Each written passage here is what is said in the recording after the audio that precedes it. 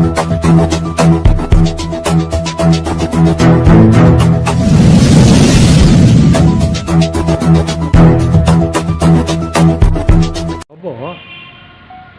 உன் லைஃப் டைம்ல வந்து வெறும் சாமிக்கு சேவைன்றது வாழ்க்கை முடிச்சுட்டுக்கிறேன்.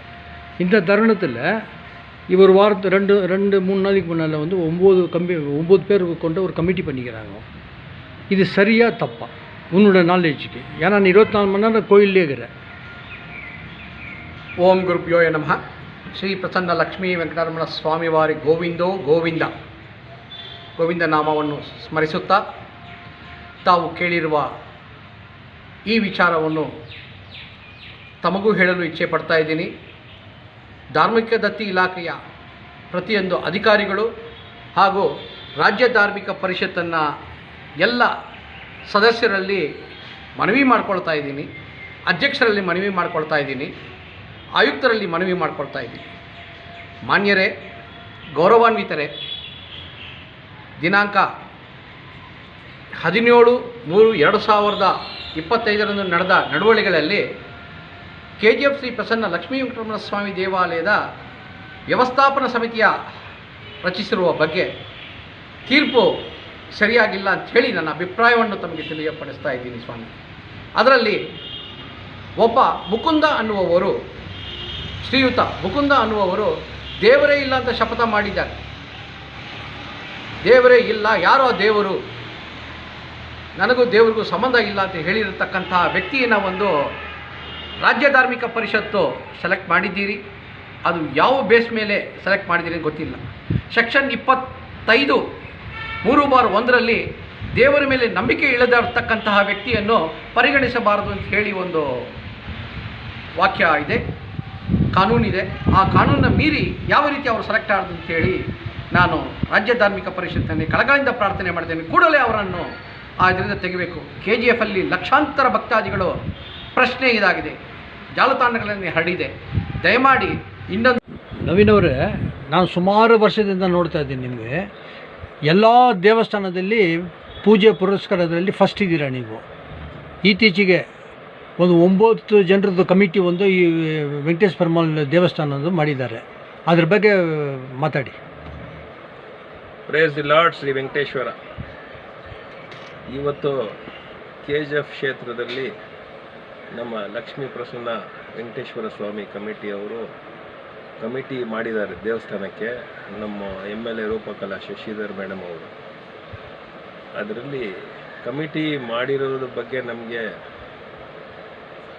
ಇದಕ್ಕೆ ನಾವು ನಿಮಗೆ ಹೇಳ್ತಾ ಇಲ್ಲ, ಯಾಕೆ ನೀವು ಮಾಡಿದ್ರಂತ ನಾವು ನಿಮಗೆ ಕೇಳಲ್ಲ. ಬೆಟರ್ಮೆಂಟ್ ಕಮಿಟಿ ಮಾಡಲೇಬೇಕು ದೇವಸ್ಥಾನಕ್ಕೆ. ಈಗ ಆ ಕಮಿಟಿಯಲ್ಲಿ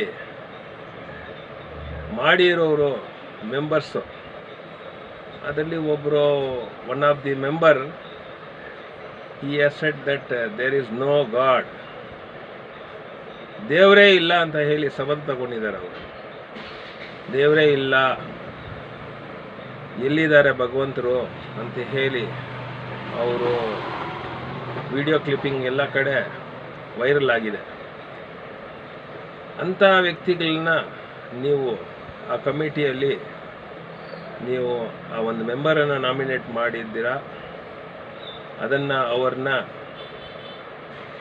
ಆ ಕಮಿಟಿಯಿಂದ ಅವ್ರನ್ನ ತೆಗೆಸ್ಬೇಕು. ಇಲ್ಲ ಕಮಿಟಿ ಮೆಂಬರ್ ಆಗಿದ್ದಾರೆ ಅವರೇ ರಿಸೈನ್ ಕೊಡಬೇಕಿಲ್ಲ, ನನಗೆ ಬೇಕಾಗಿಲ್ಲ ಅಂತ.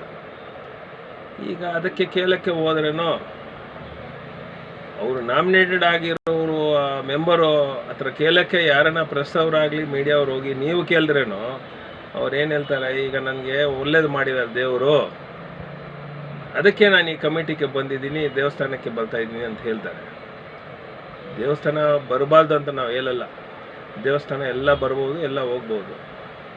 ಇದರಲ್ಲಿ ಒಂದು ಕಾನೂನಿದೆ. ಫೌಂಡರ್ ಮೆಂಬರ್ಸ್ ಆಗಲಿ, ದೇವಸ್ಥಾನ ಕಟ್ಟಿದ್ರವರು, ಅನುದಾನ ಕೊಟ್ಟಿರೋರು, ಆ ಕಾಲದಲ್ಲಿ ಒಂದು ರೆಸಲ್ಯೂಷನ್ ಇದೆ. ಯಾವುದನ್ನ ಒಂದು ಕಮಿಟಿ ಮಾಡಬೇಕು, ಮೆಟರ್ಮೆಂಟ್ ಕಮಿಟಿ ಮಾಡಬೇಕು, ಡೆವಲಪ್ಮೆಂಟ್ ಕಮಿಟಿ ಮಾಡಬೇಕಂದ್ರೆ ಫೌಂಡರ್ ಮೆಂಬರ್ಸನ್ನು ದೇವಸ್ಥಾನದಲ್ಲಿ ಯಾರು ಅನುದಾನ ಕೊಟ್ಟು ದೇವಸ್ಥಾನ ಕಟ್ಟಿದ್ದಾರೆ ಯಾರು ಸೇವೆ ಮಾಡಿಕೊಂಡು ನಿಷ್ಠಾವಂತವಾಗಿ ಇಷ್ಟು ವರ್ಷದಿಂದ ಆ ದೇವಸ್ಥಾನದಲ್ಲಿ ಹಳೆ ಜನರು ಬರೋರು ಹೋಗೋರು ಎಷ್ಟೋ ಜನ ಇದ್ದಾರೆ ನಮ್ಮ KGF ಅಲ್ಲಿ. ಅಂತ ಅವ್ರನ್ನ ನೀವು ಕರೆದು ಬಿಟ್ಟು ಒಂದು ಸಲ ಕೇಳಬೇಕಾಗಿತ್ತು ಈ ಕಮಿಟಿಯಲ್ಲಿ ಯಾರನ್ನ ಹಾಕೋಣ ಯಾರನ್ನ ಬೇಡ ಅಂತ. ಇಂಥ ಇದರಲ್ಲಿ 25 ಅಪ್ಲಿಕೇಶನ್ಗಳು ಬಂದಿದೆ. ಅಂಥ ಈ ಅಪ್ಲಿಕೇಶನ್ಗಳಲ್ಲಿ ಇದನ್ನು ನೀವು ಸೆಲೆಕ್ಟ್ ಮಾಡಿದ್ದೀರಾ. ಇದರಲ್ಲಿ ಒಬ್ಬರನ್ನ ಹಿಂಗೆ ಸೆಲೆಕ್ಟ್ ಮಾಡಿರೋದು ಆ ವ್ಯಕ್ತಿಯನ್ನು ತೆಗಿಬೇಕು. It is not a correct person that he has been nominated for this temple. ಬೇರೆ ಬಹಳ SCಗಳಿದ್ದಾರೆ, ಯಾರೂ ಇಲ್ಲ ಅಂತ ಇಲ್ಲ. ಬಹಳ SCಗಳು ದೇವಸ್ಥಾನಕ್ಕೆ ಬರ್ತಾರೆ. ಅವರು ಬರಬಾರ್ದಂತ ನಾವು ಹೇಳಲ್ಲ, ಎಲ್ಲ ಬರಬೇಕು. ನಾವೆಲ್ಲ ಒಗ್ಗಟ್ಟಾಗಿ ಇಲ್ಲಿ ಇದ್ದೀವಿ. ಯಾಕೆಂದರೆ ಇಲ್ಲಿ ಜಾತ್ರೆನೂ ನಡೀತಾ ಇದೆ. 2009 KGF ಅಲ್ಲಿ ಜಾತ್ರೆ ನಡೀತಾ ಇದೆ. ನಮ್ಮ ಮಾಜಿ ಶಾಸಕರು ಶಂಪಂಗಿ ಅವರು ಮಾಡ್ತಾ ಇದ್ದಾರೆ. ಅವರು ಪರಿವಾರ ಸಮೇತವಾಗಿ ಮಾಡ್ತಾ ಇದ್ದಾರೆ ಗೋಲ್ಡನ್ ಚಾರಿಯಟ್ ಅಂತ. ಆವಾಗ ಮಾಡೋ ಟೈಮಲ್ಲಿನೂ ನಾವು ಅವ್ರ ಜೊತೆಯಲ್ಲಿನೇ ಇದ್ದಿದ್ದು. ಯಾಕೆಂದರೆ ದೇವಸ್ಥಾನಕ್ಕೆ ಒಳ್ಳೇದು ಮಾಡೋಕ್ಕೆ ಬರುವಾಗಿ ಯಾರಿದ್ರೂ ನಾವು ಅವ್ರ ಜೊತೆಯಲ್ಲಿ ಸೇರ್ತೀವಿ. ಸಂಪಂಗಿ ಅವರು ಮಾಡಿದ್ರು, ಆವಾಗ ನಾವು ಅವ್ರ ಜೊತೆಯಲ್ಲಿ ಇದ್ದೀವಿ. ಗೋಲ್ಡನ್ ಚಾರಿಯಟ್ ಮಾರೋ ಟೈಮಲ್ಲಿ ನಾವು ಅವ್ರ ಜೊತೆಯಲ್ಲಿ ಇದ್ದೀವಿ. ನಮ್ಮ ಎಲ್ಲ ಟೀಮೇ ನಾವು ಅವ್ರ ಜೊತೆಯಲ್ಲಿ ಇದ್ದು ನಾವು ಸ್ಟಾರ್ಟ್ ಮಾಡಿದ್ದೆ. ಅದಕ್ಕೆ ಇವಾಗ ಈ ಕಮಿಟಿಯಲ್ಲಿ ಒಬ್ಬರು ಇದ್ದಾರೆ, ಅವರು ಆ ಮೆಂಬರ್ನ ತೆಗಿಬೇಕು. Without the knowledge of founders of the temple ಇದನ್ನು ನೀವು ಯಾವ ತೀರ್ಮಾನ ತಗೋಬಾರ್ದು ಮೇಡಮ್ ಅವರೇ. ಅವ್ರನ್ನ ಕರೆಸಿ ಒಂದು ಮೀಟಿಂಗ್ ಮಾಡಿ. ಈಗ ನಮ್ಮ ದೇವಸ್ಥಾನದಲ್ಲಿ ಗೋಪುರ ಕೆಲಸ ನಡೀತಾ ಇದೆ. It is very nice pleasant. ಅಂದರೆ ನಮ್ಮ ಊರಕ್ಕೆ ಒಂದು ಗೋಪುರ ಬರ್ತಾ ಇದೆ, ನಮಗೇನೋ ರೋಷ ಗೆರ್ವ ನಮ್ಮ ಊರಲ್ಲಿ ಬರ್ತಾ ಇದೆ ಅಂತ ನಮಗೆ ಭಾಳ ಖುಷಿಯಾಗಿದೆ. ಅಂದರೆ ಫೌಂಡರ್ ಮೆಂಬರ್ಸನ್ನು ದೇವಸ್ಥಾನಕ್ಕೆ ಕೊಟ್ಟಿದ್ದು ಅನುದಾನ ಕೊಟ್ಟು ದೇವಸ್ಥಾನ ಕಟ್ಟಿದ್ದವರು ಮತ್ತು ಯಾರು ರೆಗ್ಯುಲರ್ ಆಗಿ ದೇವಸ್ಥಾನಕ್ಕೆ ಬರ್ತಾ ಹೋಗ್ತಾ ಇದ್ದಾರೆ, ಅದೆಲ್ಲ ಅಲ್ಲಿ ಒಂದು ನೋಟಿಫಿಕೇಷನ್ನು ವೆರಿಫೈ ಮಾಡಿದ್ರೆ ನಿಮಗೆ ಗೊತ್ತಾಗುತ್ತೆ ಯಾರು ಬರ್ತಾರೆ ಯಾರು ಹೋಗ್ತಾರೆ, ಯಾರ್ದು ಅನುದಾನ ಇದೆ ಅಲ್ಲಿ ಅಂತ. ಅವ್ರನ್ನ ಸಲ್ಲೆ ತಗೋಬೇಕು ನೀವು. ಯಾಕೆಂದರೆ ಈಗ MV ಕೃಷ್ಣಪ್ಪ ಫ್ಯಾಮಿಲಿ ಗುಟ್ಟಹಳ್ಳಿಯಲ್ಲಿ ಇದೇ ಥರ ಯಾವ್ಯಾವುದು ಗೊಂದಲಗಳಾಗಿದೆ. MV Krishnappa family has very they have done, MV Krishnappa has done very great job for KGF. ಅವಂಥ ವ್ಯಕ್ತಿಗಳೆಲ್ಲ ಸಿಗಲ್ಲ. ಅವರು ಮಗನು ಅಶೋಕ್ ಕೃಷ್ಣಪ್ಪ ಅವರು ಕೇಸ್ ಗೆದ್ದಿದ್ದಾರೆ. ಆ ಪರಿಸ್ಥಿತಿ ಇಲ್ಲಿನೂ ಬರುವ ವಾರಲ್ಲಿ ಬರಬಹುದು.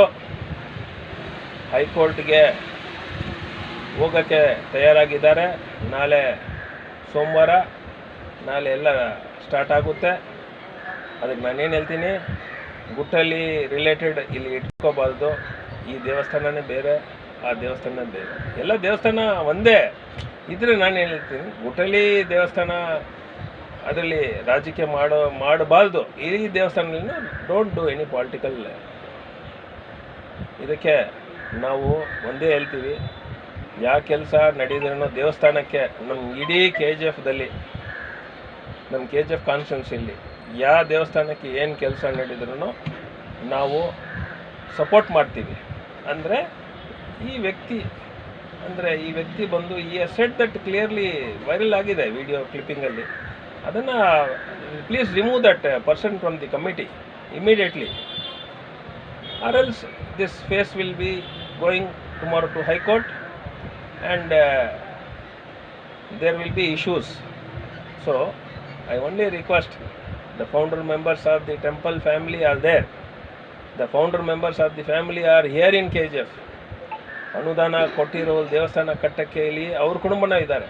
ಅದಕ್ಕೆ ಅವ್ರನ್ನ ಕರೆಸಿ ಮಾತಾಡಿ, ನಮ್ಮ ರೂಪೇಶ್ ನಾಯ್ಡು ಅಂತ ಹೇಳಿ ಅಡ್ವೊಕೇಟ್ ಇದ್ದಾರೆ ಇಲ್ಲಿ. ಫೌಂಡರ್ ಮೆಂಬರ್ಸ್ ಅವರು ಗ್ರ್ಯಾಂಡ್ ಸನ್ ಮತ್ತು ಬೇರೆ ಅನುದಾನ ಕೊಟ್ಟಿರೋರೆಲ್ಲ ಇದ್ದಾರೆ. ಅವ್ರನ್ನ ಕರೆಸಿ ಡಿಸ್ಕಸ್ ಮಾಡಿ. ಯಾಕೆಂದರೆ ಮೇಡಮ್, ನೀವು ಕೆಲಸ ಮಾಡ್ತಾ ಇರೋದು ಒಳ್ಳೆ ಕೆಲಸಗಳು ಇದ್ರೂ ನಾನೇನು ಹೇಳ್ತೀನಿ, ದೇವಸ್ಥಾನದಲ್ಲಿ don't do any political activities. Praise the lord Shri Venkateshwara. Narayana Murthy ಅವರೇ, ನಾನು ಸುಮಾರು 40 ವರ್ಷದಿಂದ ನೋಡ್ತಾ ಇದ್ದೀನಿ. ನಿಮ್ಮ ಲೈಫ್ ಟೈಮು ಬರೀ ದೇವಸ್ಥಾನಕ್ಕೆ ಸೇವೆ ಅಂತ ಮಾಡ್ತಾ ಇದ್ದೀರಾ. ಜೊತೆಗೆ ಬ್ರಹ್ಮೋತ್ಸವ ಕಮಿಟಿಯಲ್ಲಿ ಚೇರ್ಮನ್ ಆಗಿದ್ದಾರೆ, ಪ್ರೆಸಿಡೆಂಟ್ ಅಲ್ಲ, ಸೆಕ್ರೆಟರಿ ಪ್ರೆಸಿಡೆಂಟು. ಇತ್ತೀಚೆಗೆ ಒಂದು 9 ಮೆಂಬರ್ಸ್ ಒಂದು ಕಮಿಟಿ ಮಾಡಿದ್ದಾರೆ, ಡೆವಲಪ್ಮೆಂಟ್ ಕಮಿಟಿ ಅಂತ, ವೆಂಕಟರಮಣ ಸ್ವಾಮಿ ಟೆಂಪಲ್ ಇಂದ. ಅದ್ರ ಬಗ್ಗೆ ಏನು ಹೇಳ್ತಾರೆ ಹೇಳಿ, ಕರೆಕ್ಟಾ ತಪ್ಪಾ? ಅವ್ರು ಮಾಡಿದ್ರು ಸರ್ಕಾರದ ವತಿಯಿಂದ ಒಂದು ಆದೇಶ ಹೊರಡಿಸಿ ನಿನ್ನೆ ಕಮಿಟಿಗೆ ಸದಸ್ಯರ ನೇಮಕ ಮಾಡಿದ್ದಾರೆ ಅಂತ ಗೊತ್ತಾಯಿತು. ಈ ಕಮಿಟಿಯನ್ನು ಇನ್ನೂ ಉತ್ತಮ ರೀತಿಯಲ್ಲಿ ಸರ್ಕಾರ ಮಾಡ್ಬೋದಾಗಿತ್ತು. ಕಾರಣ ಏನು ಅಂದರೆ, ಈ ಊರಿನಲ್ಲಿರುವ ಒಂದು ದೊಡ್ಡ ದೇವಸ್ಥಾನ ಮತ್ತು ಜನಗಳು ನಿತ್ಯ ಹೋಗಿ ಬರುವ ದೇವಸ್ಥಾನ, ವಿಜೃಂಭಣೆಯಿಂದ ಉತ್ಸವಗಳು ನಡೆಯೋದು, ವಿಜೃಂಭಣೆಯಿಂದ ವಾರದ ಪೂಜೆ, ನಿತ್ಯ ಪೂಜೆ ನಡೆಯುವಂಥ ಸ್ಥಳ. ಇದಕ್ಕೆ ಇನ್ನೂ ತಮ್ಮ ಸಮಯವನ್ನು ಕೊಟ್ಟು ಕೆಲಸ ಮಾಡುವಂಥ ಸದಸ್ಯರನ್ನ ಸರ್ಕಾರ ನೇಮಕ ಮಾಡ್ಬೋದಾಗಿತ್ತು.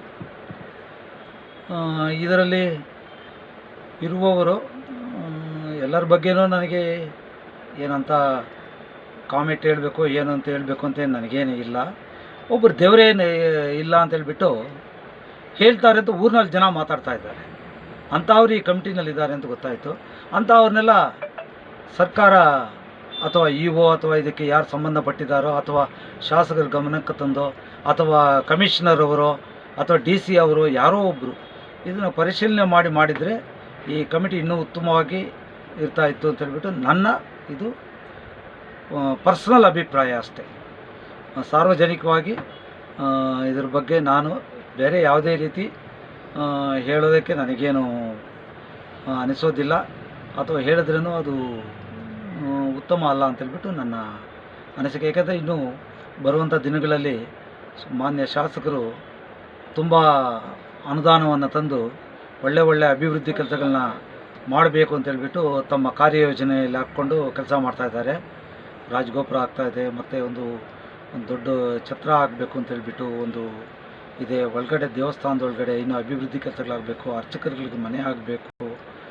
ಅದಕ್ಕೋಸ್ಕರ ಒಂದು ಉತ್ತಮವಾದ ಒಂದು ಆಡಳಿತಾತ್ಮಕವಾದ ಸಮಿತಿ ಇದ್ದರೆ ಕೆಲಸಗಳಿನ್ನೂ ಚೆನ್ನಾಗಿ ನಡೆಯುತ್ತೆ ಅಂತ ಹೇಳ್ಬಿಟ್ಟು ನನ್ನ ಅಭಿಪ್ರಾಯ.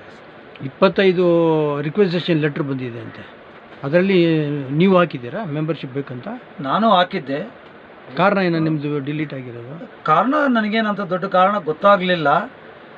ಬಟ್ ನನಗೆ ಒಂದು 4-5 ತಿಂಗಳ ಮೊದಲು ಅಂತ ಕಾಣುತ್ತೆ, ಒಂದು ತಹಸೀಲ್ದಾರ್ ಕಚೇರಿಯಿಂದ ಒಂದು ಫೋನ್ ಕಾಲ್ ಬಂದು ತಮ್ಮ ವಿದ್ಯಾರ್ಹತೆ ಬಗ್ಗೆ ದಾಖಲೆಗಳು ಸಲ್ಲಿಸಬೇಕು ಅಂತ ಕೇಳಿದ್ರು.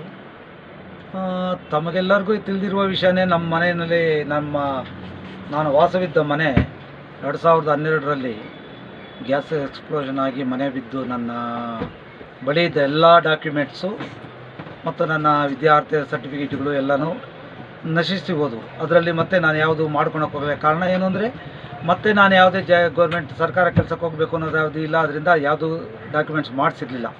ಅದನ್ನು ತಹಸೀಲ್ದಾರ್ ಗಮನಕ್ಕೆ ತಂದೆ, ಈ ರೀತಿ ಆಗೋಗಿದೆ ಸರ್, ನನ್ನ ಹತ್ರ ಇಲ್ಲ.